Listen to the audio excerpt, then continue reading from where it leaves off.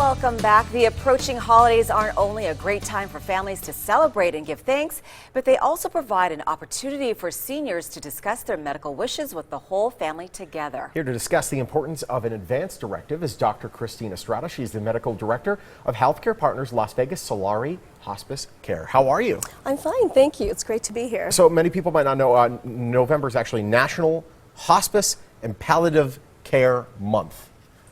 What is well, we know what hospice is to some sort of extent, but explain what hospice is and what is palliative care? Sure, very good question. So they both do basically the same thing. With hospice and palliative care, we focus on relieving suffering, restoring dignity, and enhancing quality of life in those with a life-threatening or life-limiting illness. What's nice about palliative care is some people decide that they don't want comfort care only. They may have cancer and want to go through very aggressive chemotherapy. So my job is to palliate symptoms, which could be pain, nausea and vomiting, fatigue, so that they can perform better with these aggressive measures. Okay. Can we talk a little bit more about the services that are offered to patients? Sure. So as an interdisciplinary team, we work really hard together to reduce physical pain and suffering, creating emotional balance as well as spiritual peace. Our team is made up of physicians, nurses, home health aides, spiritual care, and social workers, volunteers, and bereavement specialists. Now, with hospice, we don't only care for the patient, we care also for the patient family unit, because we know that family members and caregivers really need a lot of support as well. Obviously, it's a stressful time for people. It Do they is. get the services in the hospital, or do you go to their home? That's a great question. Hospice is primarily provided in the home setting, Okay. but we also offer other levels of care for unique circumstances in our temporary, such as acute crisis care and caregiver relief, and these are both offered in the inpatient setting. Awesome. Now, when is a good time to talk to seniors to discuss their medical wishes and needs should they fall in a serious illness or an injury? I mean, do you have to be a senior? I mean, I'm sure you can do this younger as well. Not at all. I've had that talk with my husband myself. The interesting thing is that, well, we know this conversation is always hard to have at any time with family members.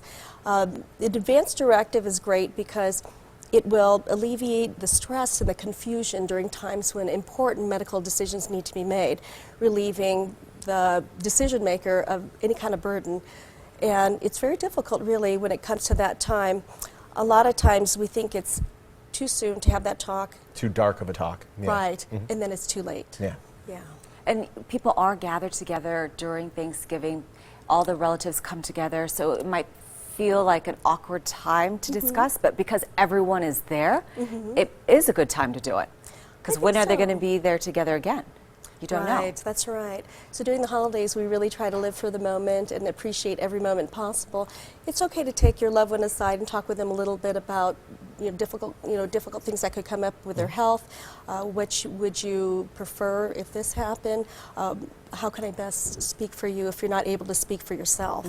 Maybe you just set a rule that you don't get turkey until you hand one in. That's right. There we go. Fixed. We're in the middle of Medicare open enrollment right now. I know it's wrapping up soon, actually, in December.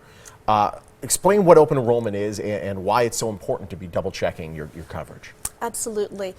Medicare open enrollment is really the only time during the year when recipients can make changes to their Medicare benefits. It's really important because in healthcare things change so much, so it's important for these Medicare beneficiaries to know what their options are during this year's open enrollment period. And you practice something called the total care model. How does that help patients?